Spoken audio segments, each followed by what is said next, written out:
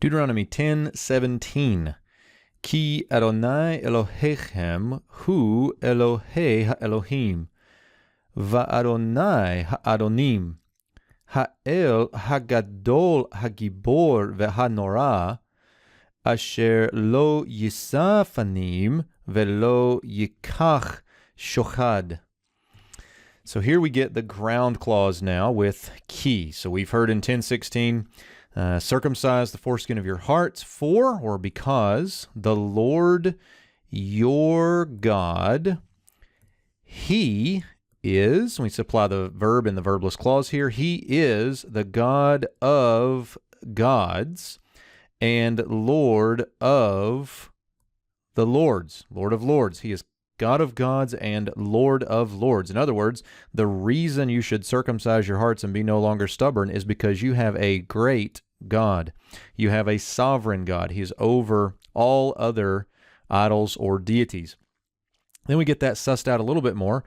The God, the great one, or we could say a God, great, mighty, Gibor, the mighty one. Then we get the one to be feared. Here we have a nifal participle of the root yara, to fear. And the nifal would have normally had a, well, it does have a nun here, but then we get with the one vav of the root yara, we get that turned into a holam vav, nora. And then the long kametz here is also indicative of the nifal participle. And so we get the one to be feared, further modified by the relative clause here, who he does not lift up face.